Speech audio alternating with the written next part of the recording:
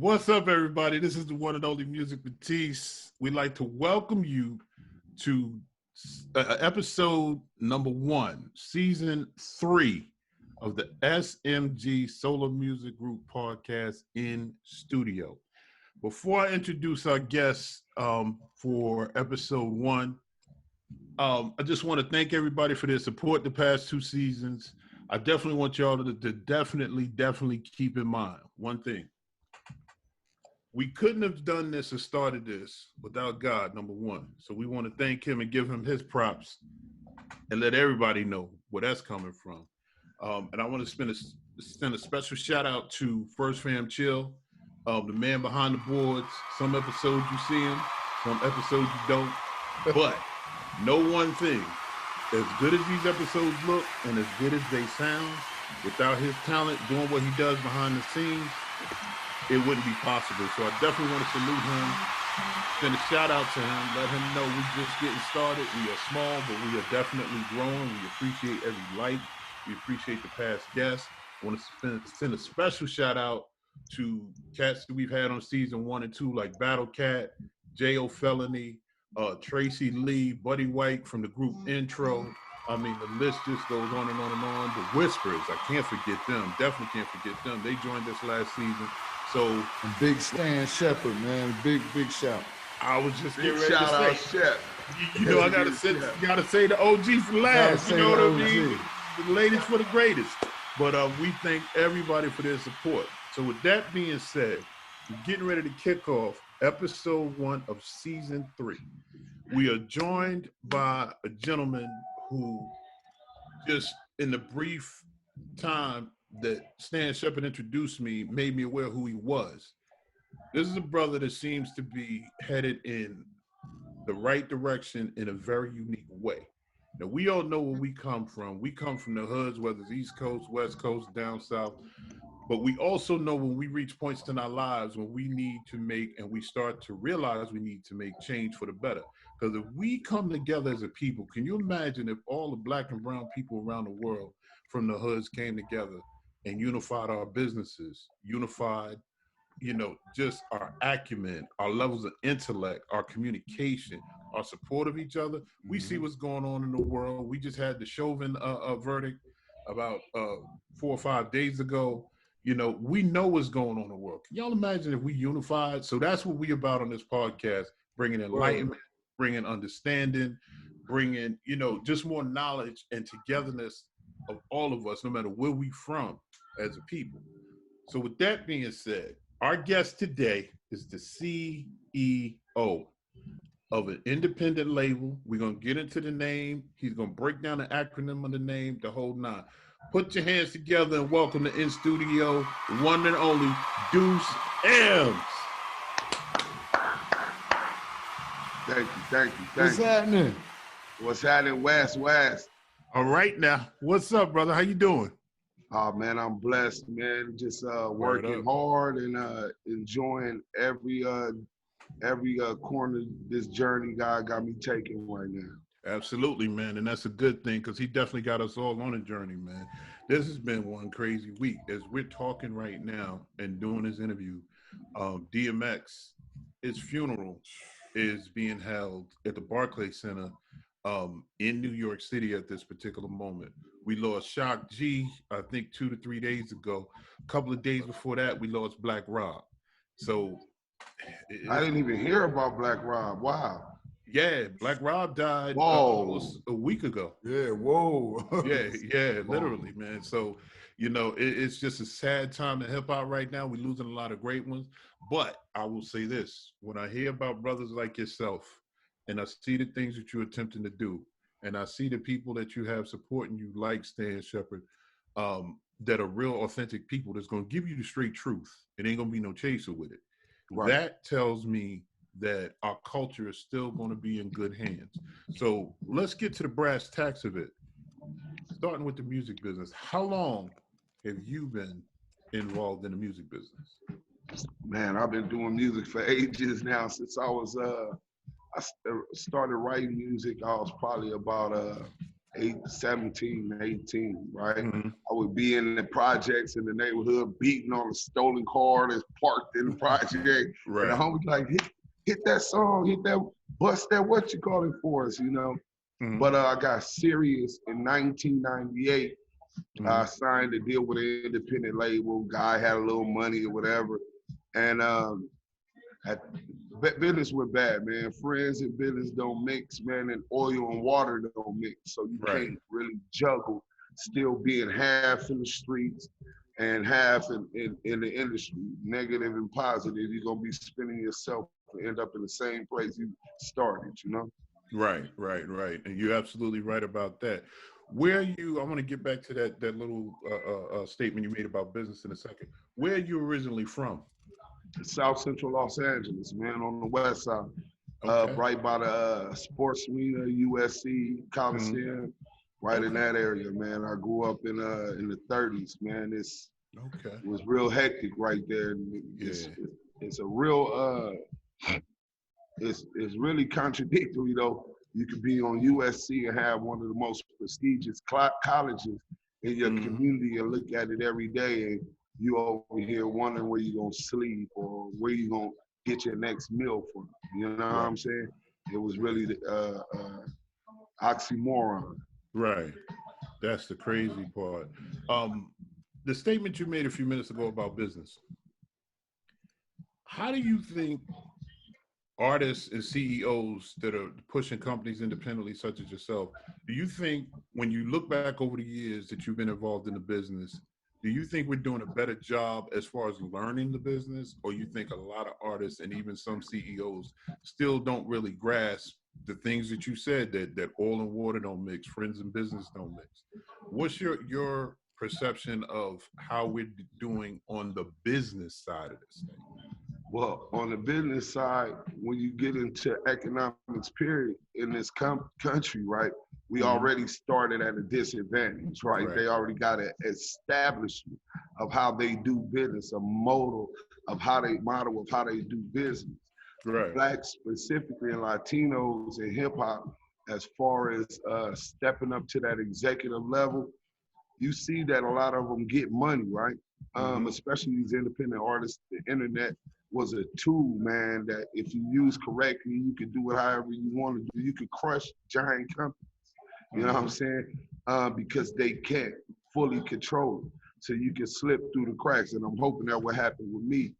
But they leave a lot of money on the table, like administration of your whole catalog. They don't register with the Copyright Office, which is the most important thing, because you're registering with the government that not only do you own this and the secured interest in this state, it has a value, an equitable value.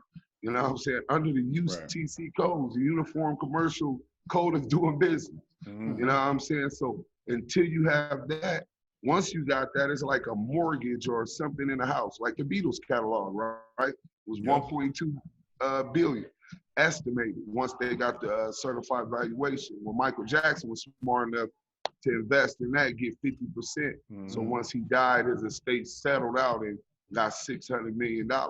That's how you can equate it. Making sure they get money. I know I've done business with a lot of artists that blew up. All my peers are rich.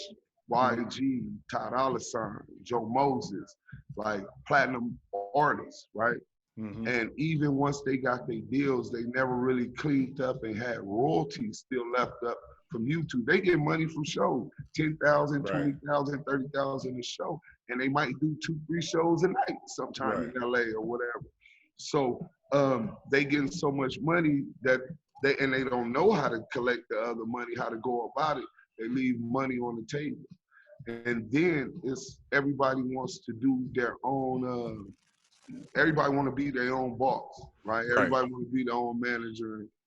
And it really leaves, and that goes to the Willie Lynch syndrome, honestly, right? I get my money, as soon as I get my money, I'm running for the hills, and I don't come back into the community, right? Because I'm financially stable, but we only strong as our weakest link. So business-wise, I think that those that have the few, as hard as it is, have made it to be successful, really need to come back down and get their knees in the mud, man, and see what's really going on in the life. It's a lot more than Maybachs and Ghosts and right. Lamborghinis, you know what I'm saying? And they might feel that they could contribute back to the community and to hip hop in another fashion. Another fashion. Now, let me play devil's advocate. And I was smiling while you were talking because I agree with you 100%. And you don't even understand how refreshing it is to hear a CEO independently that's doing everything from the mud, but have that concept and that understanding of everything you just broke down. Because like me, I'm sure you've run across a lot of people that are looking at you crazy or get an attitude with you when you try to explain that to them if they want to do business with you. They want to do everything else but handle the business first. But let me play devil's advocate with you for a minute. As a CEO,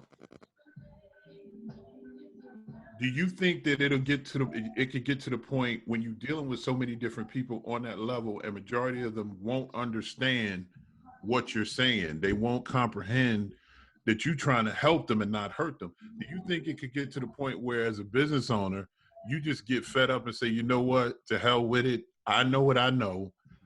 I'm tired of trying to help people that don't want to help. And then they get mad with me because all I'm trying to do is help them. Can you kind of speak on that? Because I know you've dealt with that before. You had. Man, that's the biggest problem. See, there's a reason why artists get paid like artists, and then they'll complain, oh, I'm just, all I want to do is rap. That's what they want to do. They want to be artists. They want to sing. They don't really want to get into the business. Right. But the music industry, I think it was Steve Style that said the music business, 85% business, 15% talent. We could go find D4L right now, put together a hit and get 4 million ringtones and streams or whatever, right? Laffy Taffy, right? Yeah. Depending on what segmented demographic and you want to target market and what kind of music you're making or whatever. So it's a million of them. It's plentiful with them. So the demand for rap artists isn't as important or demand as much money and time as somebody who's doing research and getting analytics on the different blogs and connecting with all of the radio stations and registering your ISRC code before release your video, register your UPC code. We don't want it to go to DistroKid or TuneCore or CD Baby. We want this to say that we put this together, right? And we want that tracker to come back to this account no matter where it goes. They're able to find out where this account is at. You understand what I'm saying? They don't understand the value of knowing all of those things. And at the same time, they don't want to know all of those things. And so you can lead a horse to the water, but you can't make him drink. And you become the bad guy as a CEO for trying to make sure that they know those things. It's like that level of patience ain't there, man. It's crazy. It's crazy. It's like listening to my self-talk. A universal story, man. Every hood, everywhere. Yeah, it's crazy. But like he said, they doing so many shows to them, they getting that 10 to 20, but they leaving a lot on the table. Do you think that, do you think that it'll be a point where artists will start to see what they're leaving on the table? Only if we, like one of the things I was thinking about doing, because I also do consultation. That's a way that I make my money for those that do value. Right. And they, we want promotion and I got $2,500 budget. Well, there's a level of marketing and promotion for that. It might be the bottom level, right? But we could do something to get your buzz up, get your social media going, make sure that we help you get your blue check and all of these different things to become a verified artist. But even the cost a day of doing business is $365, right? $1 a day. Wasn't that the old motto or whatever? Yep. But when you got to go into every picture that the artist got and make sure that you're keeping a record of them because you're registering them so they're property. So they'll have value, maybe more later, hopefully, if everything is going in the right direction. Every show that they did, every picture, video, every song that they did, keeping up with this so even if the deal was only a 360 deal, testing out a single and they drop a mixtape, at the end of that, their catalog is intact. When they ready to move on, if they want to move on, because hope if you're doing what you're doing, they ain't gonna want to move on. Right. But if they do want to move on, the next people gonna be like, man, this dude really had you right. You know what I'm saying? You should, why did you leave? Right. Right. But and then they still only getting crumbs on a percentage of a penny. You know what I'm saying, for a stream. So that's another story. But let's go. No, that was game. That was, you know.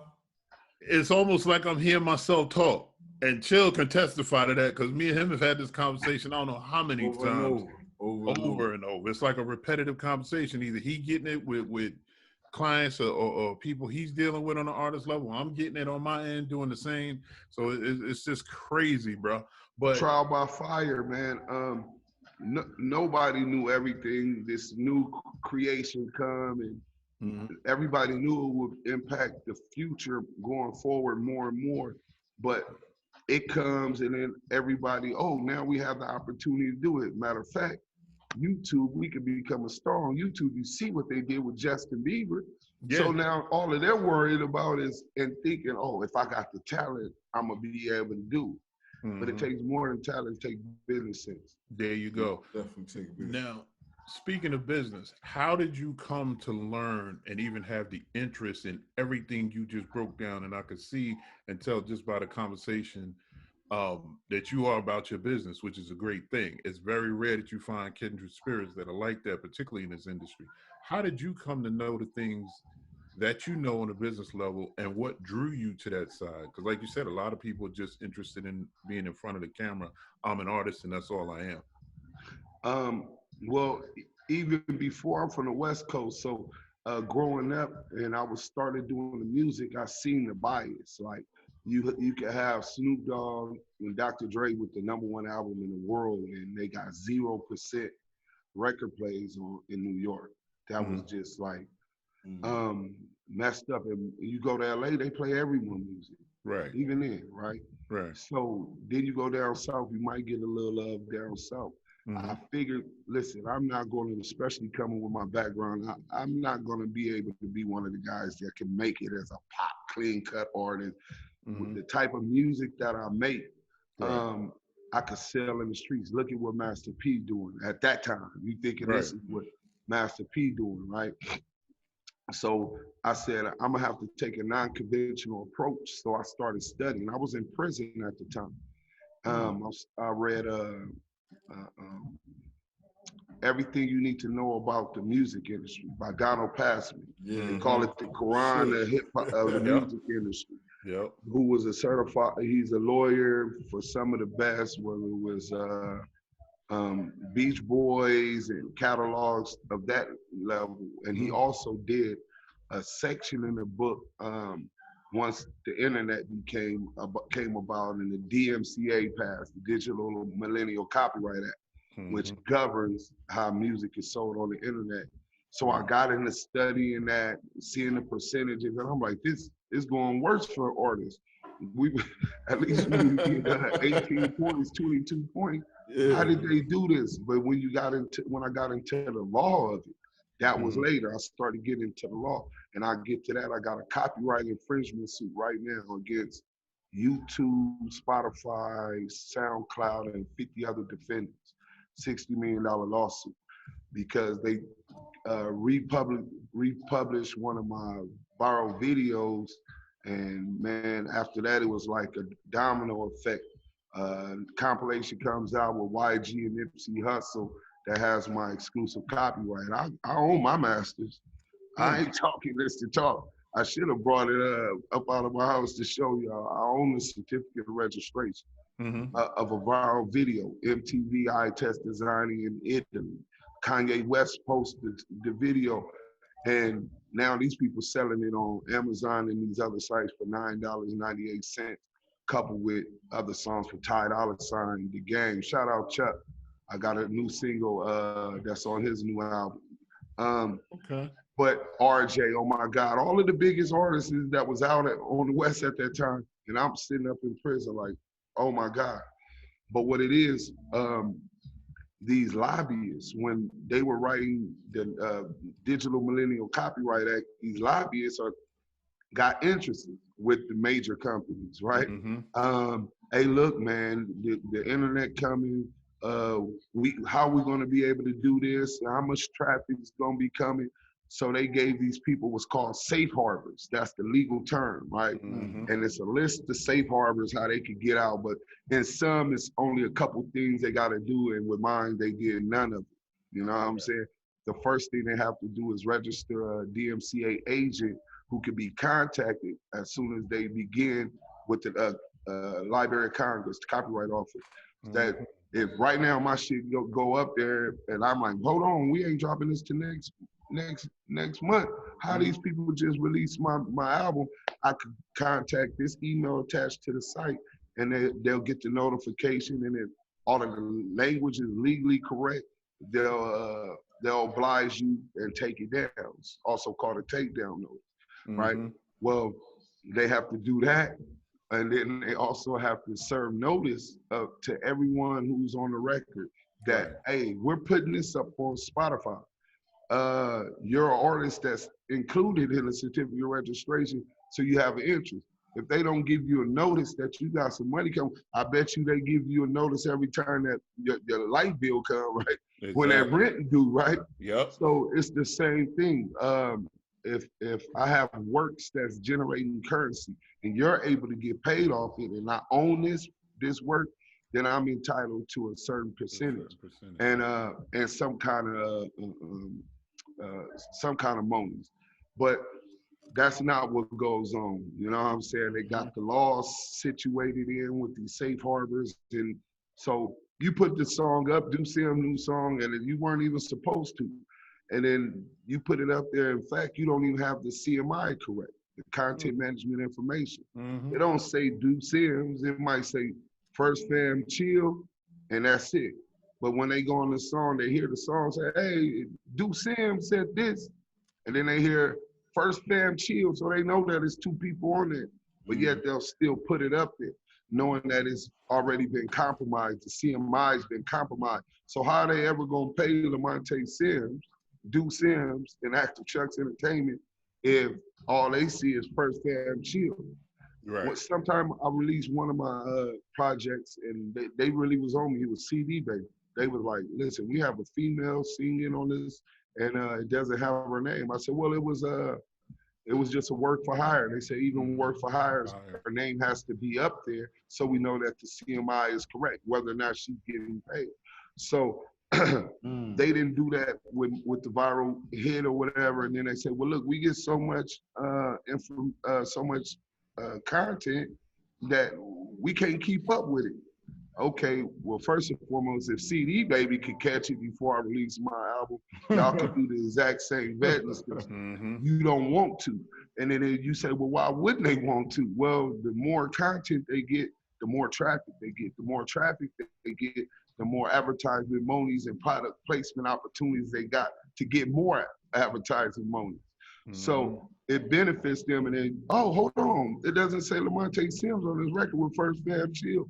Well, yeah, it doesn't say that. My bad. It was too much traffic. Wink, wink, nod, nod. And they give you the payment that you was already owed, right? But that's one bag of how you get paid. But then specifically, let's say Spotify, about 4 years ago, they went public. So that's the first bag where they take their little 40%, and they put 60% out to the artists and whatever, and it's split prorated to how many percentage of views you got, and that's the money you'll get. Well, yeah, when Spotify went public, their IPO was $100 million. Not one artist in America or the world got paid off of that IPO. A whole nother bag. You know what I'm saying? So if you ask how are we doing in the business, in music today, I guess that reflects, you know what I'm saying? And most of them don't even know about the other bag or the fact that we getting work. We still fighting to get our true percentage in the first bag.